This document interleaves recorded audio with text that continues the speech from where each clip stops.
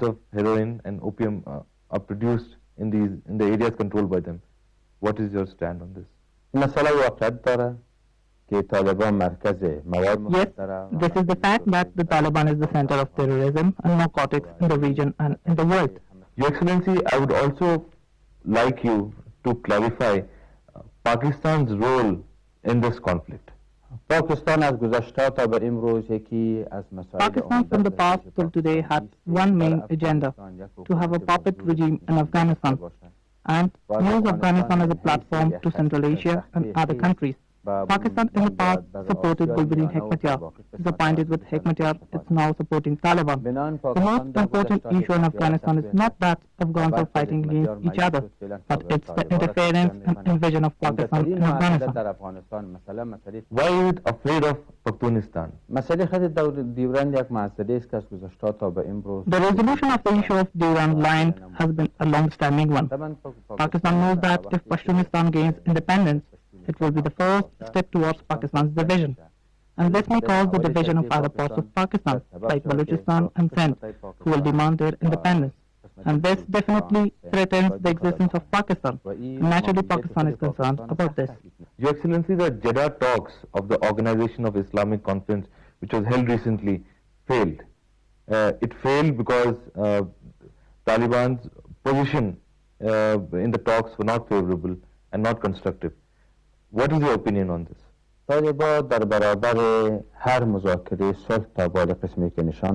till date have always assumed one stand towards negotiations. One of those negotiations was that of Jeddah.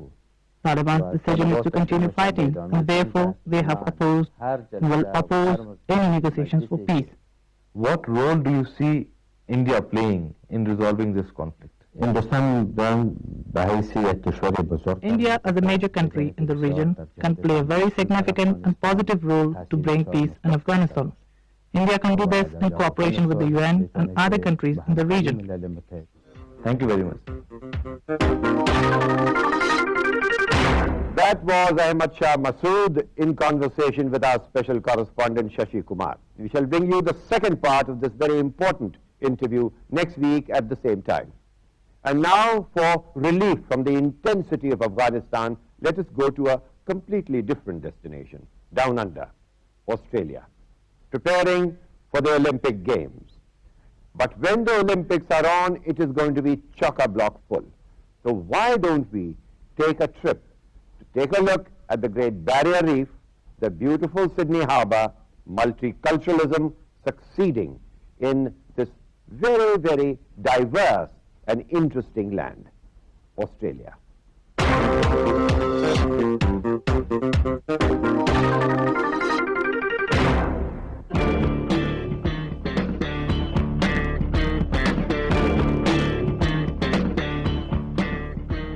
Fasten your seatbelts, for you are about to land in a country with a very fast pace, Australia. If you think the view from up here looks good, wait till you've touched base. That familiar skyline, adjacent to the Opera House and the Harbour Bridge, Sydney's most identifiable face, perhaps the most identifiable face of Australia itself. It is somewhere in this harbour that the legend of Captain Cook was played out when Australia was in fact discovered. Later, colonial Britain needed more room for its overcrowded prisons, and convicts were sent to Australia. Then began the engagement with the Aborigines, which is one of the horrendous stories in Australia's past, which people here today like to forget. It would have been unthinkable for an Indian television team to be standing here doing a feature on Australia. Australia was down under, far away from us, living a life in its own rhythm, in its own ken. But today, Australia is looking to Asia. Certainly is. What with so many Asians making it their home. Today, Australia is no longer describable as a melting pot, but rather something of the salad bowl variety. Multiculturalism is the Australian mantra.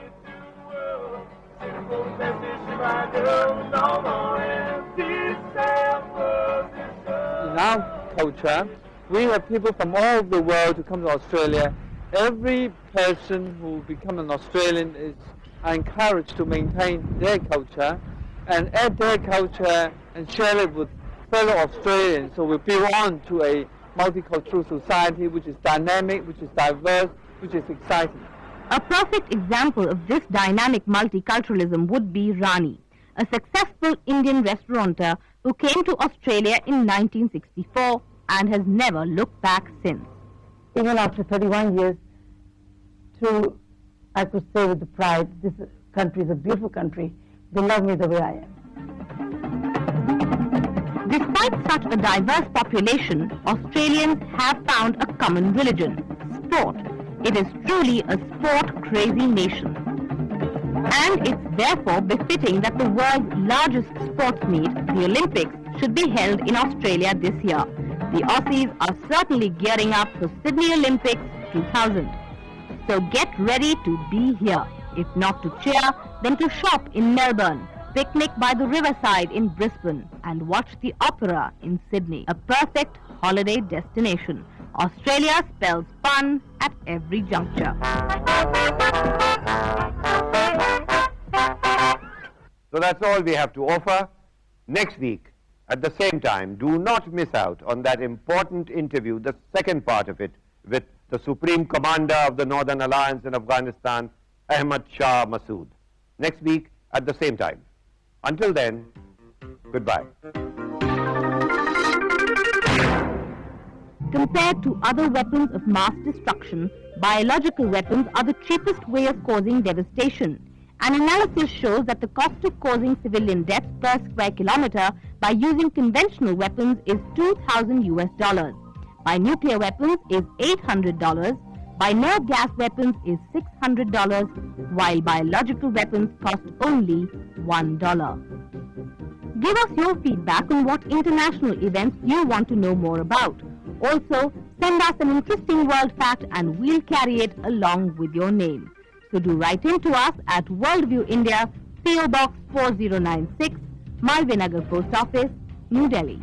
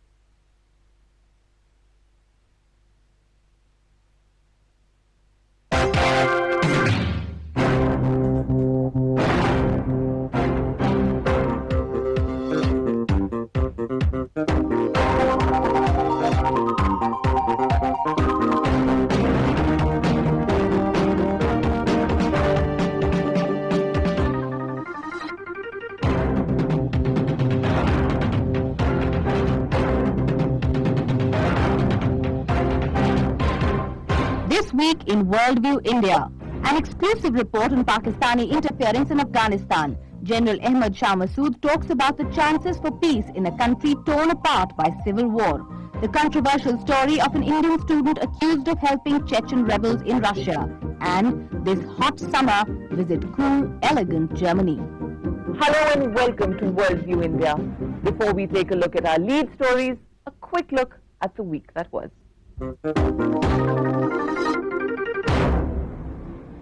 After the Chogan meet in Durban last year that suspended Pakistan following a coup there, the NAM Foreign Ministerial meeting at the recently concluded summit in Cartagena approved a resolution to adopt democracy as a norm. If it is endorsed at the NAM summit in Dhaka next year, it would mean the expulsion of 3 members, Pakistan, Myanmar and Ivory Coast, from NAM. In the first ever state visit to Israel by a Chinese head of state, President Jiang Zemin arrived in Jerusalem on Wednesday. During the visit, Israel and China are expected to enter into a military equipment deal worth $2 billion. On Tuesday, the South African Cricket Board fired skipper Hansie Cronje following his admission of receiving bribe money for match fixing. This took place after Cronje had been named in an FIR filed by Delhi police for cheating and criminal conspiracy.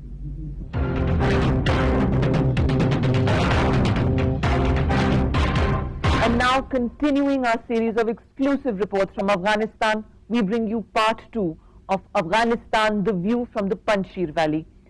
Last week you saw how the Northern Alliance is fighting the Taliban. But the alliance leaders say their fight is not just with the Taliban, but with Pakistan. What is the nature of the Pakistani involvement in the Afghan conflict? Our special correspondent VK Shashikumar finds out.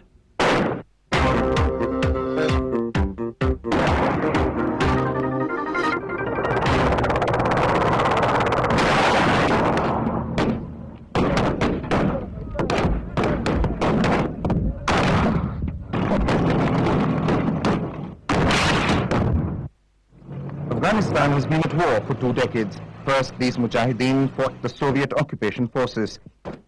In 1992, they united as the Northern Alliance to resist the Taliban. The Northern Alliance bears allegiance to the government of the Islamic State of Afghanistan with Dr. Rabbani as its president.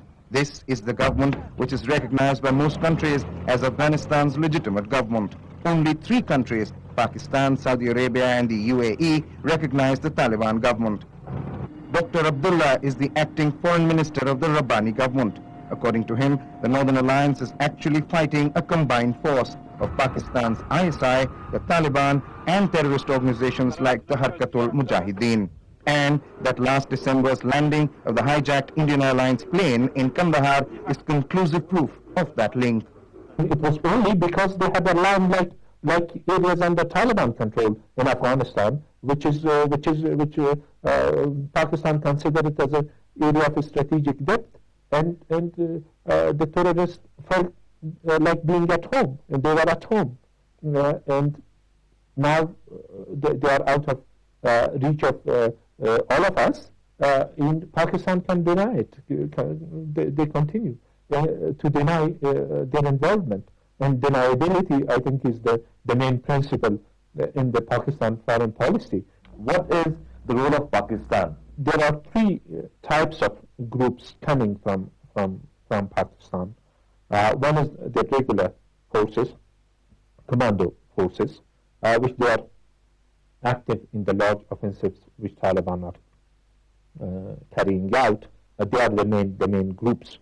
Then groups like Harakatul Ansar, Harakatul Mujahideen, Sipahi Sahaba, in all those names, every other day there is another name, Al-Badr, Lashkar Jangvi, those names which I think that you might be familiar with. They are also being deployed in central Afghanistan. They have headquarters in Afghanistan. They have got training camps in Afghanistan.